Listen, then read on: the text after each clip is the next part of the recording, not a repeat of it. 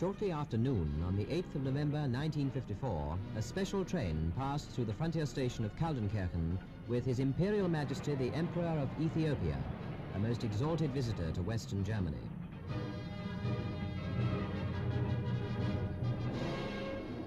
Two hours later, the train drew into the gaily decorated station at Bonn, the federal capital, which for weeks had been preparing for this, the most regal and ceremonial reception given to any visitor since the end of the war. The federal president, Professor Heuss, the chancellor, Dr. Adenauer, and almost the whole of the cabinet were there to bid welcome to their imperial guests from Ethiopia.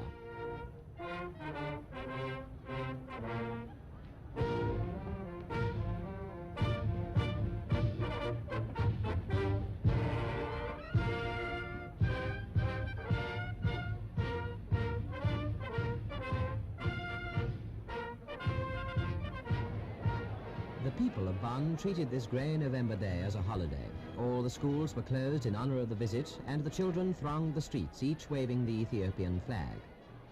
The emperor, accompanied by the federal president, then drove in a car, also carrying the green, yellow and red standard, to the Petersberg, where His Imperial Majesty and his suite were to stay, the famous hotel with its majestic view across the Rhine. That same evening, a state banquet was given in honor of the royal guests at the Villa Hammerschmidt, the residence of the President of the Federal Republic of Germany. Prominent personalities from diplomatic circles and the cream of society were there to pay tribute to His Imperial Majesty.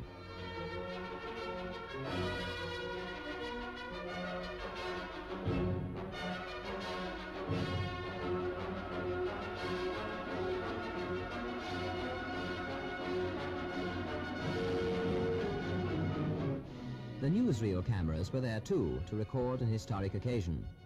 The Emperor with the Federal President, the Chancellor Dr. Adenauer and Professor Carlo Schmidt. Minister President Arnold, the Chancellor and His Excellency the Court Chamberlain. Minister of the Interior Herr Schroeder with His Excellency the Ethiopian Minister for Foreign Affairs.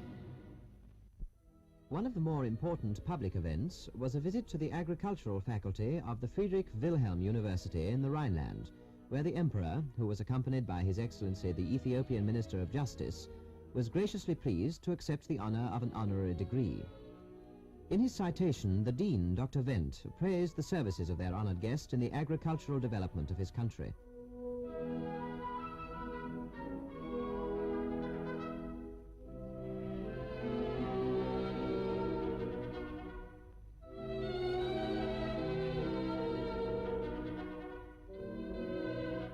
And in his reply, the Emperor paid tribute to the great assistance rendered his country by German botanists and explorers.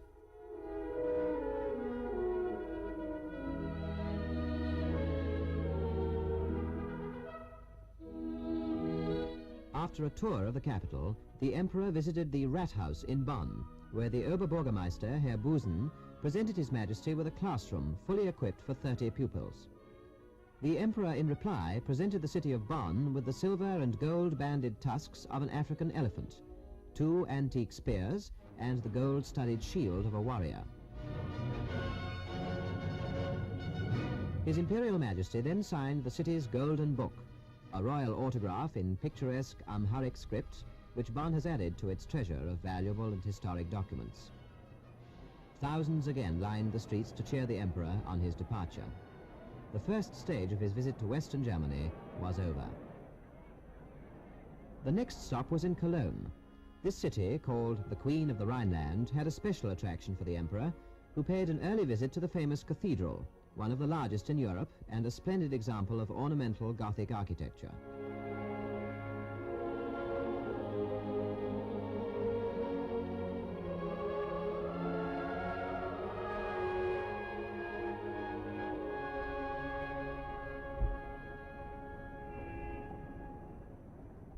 Not only the monuments from the past were of interest to the royal visitor, but also the achievements of today.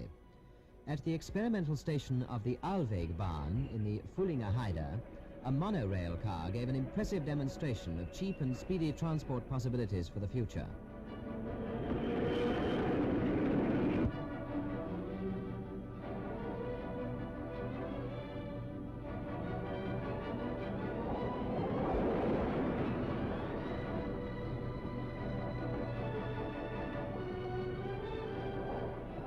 Everywhere he went within this center of European industry, the emperor devoted his particular attention to technical progress. In Karl Arnold, Minister-President of North Rhine-Westphalia, he found an informed and competent guide. Among the more impressive sights of the tour were the huge blast furnaces of the Rheinhausen steelworks near Duisberg. Work was stopped for a few minutes on the arrival of the royal party, and the workers received them with cheers and applause.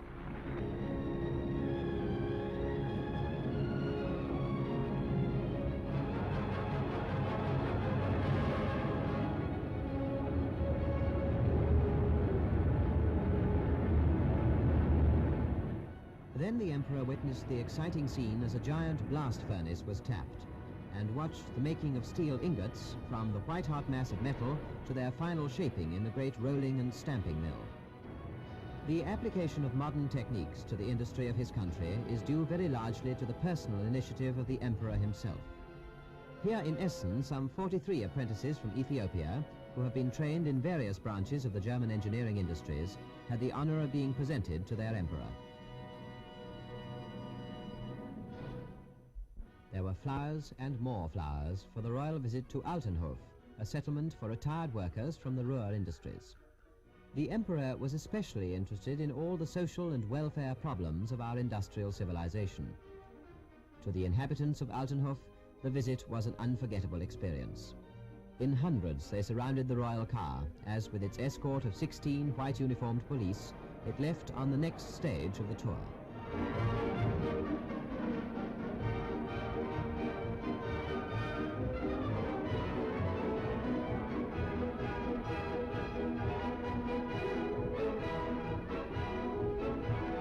This was to the famous Westphalian stud farm of Warendorf.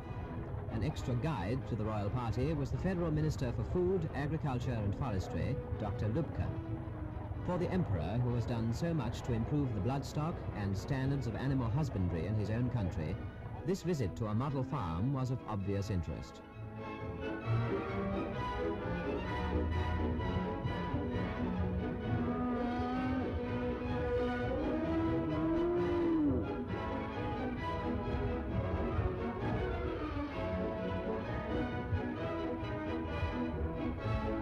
The high spot of the agricultural display was the great parade of stallions, noble animals whose pedigrees and records of achievement make them much sought after in all parts of the world.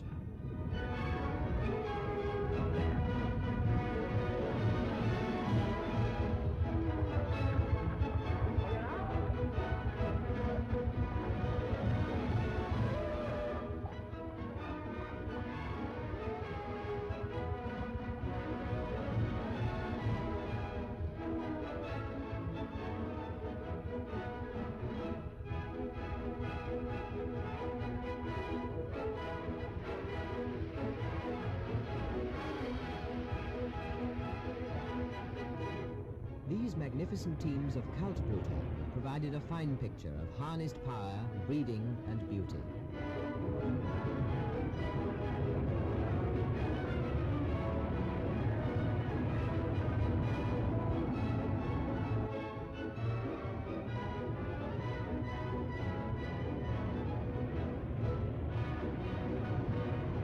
The agricultural machinery at Warendorf is just as well known and esteemed as its famous horses. The Land School of Agricultural Machinery put on a fine display of modern farming appliances.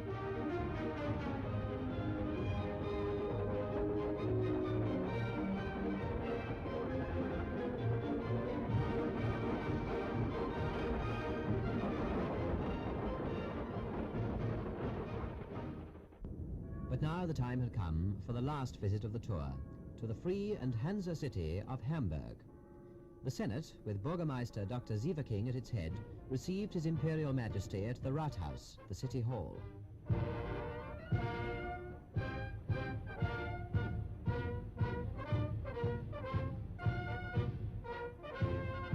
The most exciting pleasure that Hamburg can offer its guests is a trip round the harbour, one of the largest in the world.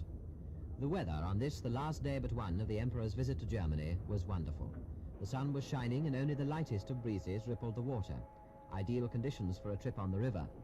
Baron von Herwarth, who was responsible for the whole of the imperial tour, could hardly have arranged it better. Here, as always, when he appeared in public, the Emperor was met with a warm and friendly ovation. The Senate's barge took the royal guests out among the galaxy of ships from so many different nations. On this particular Saturday afternoon, there were dozens of ships of all sizes and from all parts of the globe, testifying to Hamburg's claim as Germany's gateway to the world.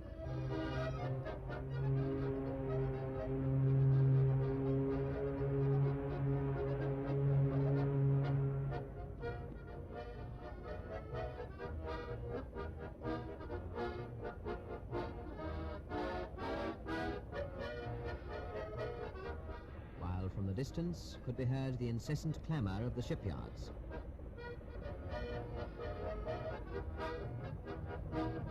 This tanker, the largest ever to be built, caught the especial attention of His Imperial Highness the Duke of Hara.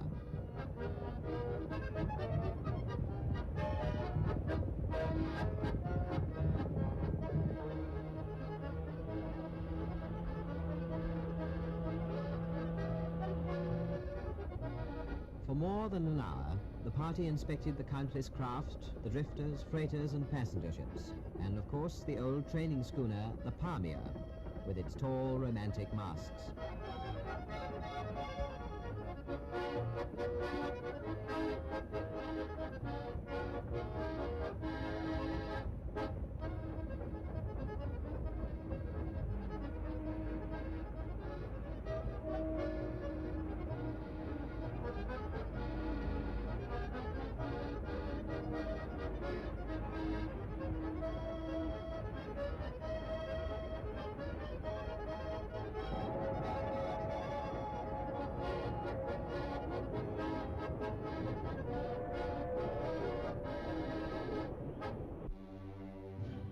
A civic reception marked the end of the royal tour, a tour which had forged a link between two nations. The German Chancellor, Dr. Adenauer, has spoken of their common purposes and hopes, upon which is based a mutual respect and a friendship which can carry over the many miles and outweigh any differences between them.